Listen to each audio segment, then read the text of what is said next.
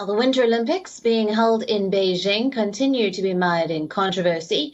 China had promised the world streamlined, safe and splendid games. It's been days since the games officially began, and the event organizers are facing a series of complaints from the athletes, from cold food to confusing COVID rules. The complaints are piling up. All participants are being held in a closed-loop system that forbids them from being able to leave the village, except to train, compete, or to go home. However, a growing number of athletes have expressed their frustration over a host of issues. While below 0-degree temperatures are expected, the Swedish delegation is urging cross-country skiing events to be held earlier in the day, after one athlete, Frida Karlsson, was seen shaking and close to collapsing at the end of the women's skiathlon. Now, according to the rules, competition should be stopped from taking place when the temperatures are below minus 20 degrees.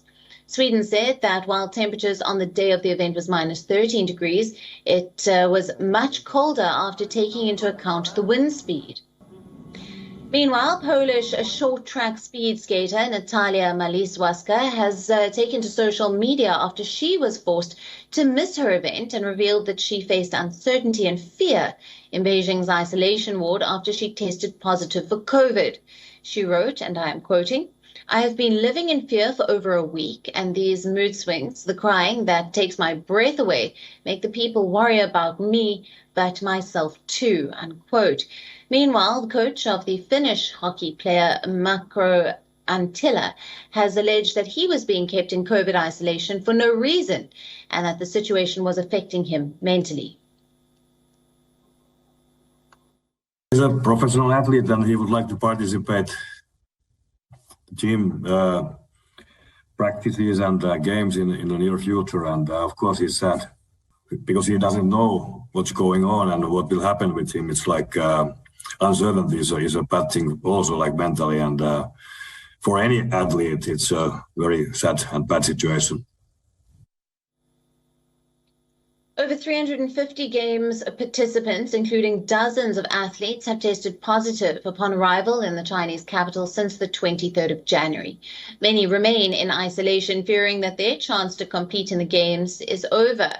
Now, inedible food is another complaint. Russia's biathlon competitor Valeria Vasnetsova, who tested positive for COVID, took to Instagram to share her horror story. She shared the tray of food given to her, which included plain pasta, a few potatoes, charred meat on a bone, and orange juice. The Russian alleged that her bones have started sticking out due to a lack of nutritious and proper diet. Now, Germany's coach has also lamented, saying that there is no hot food available and that the catering was extremely questionable. And we earlier spoke to our correspondent Richard Kimber from Hong Kong. This is what he had to say. Listen in.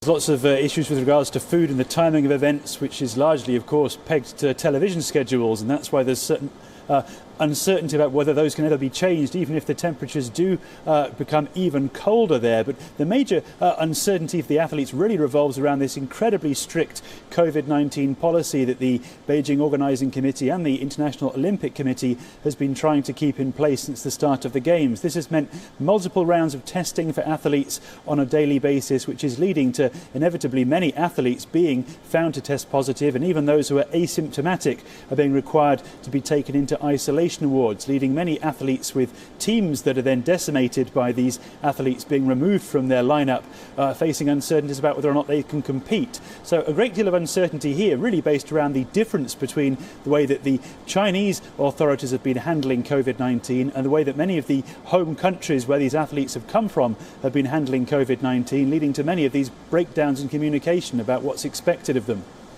WION, now available in your country. Download the app now. Get all the news on the move.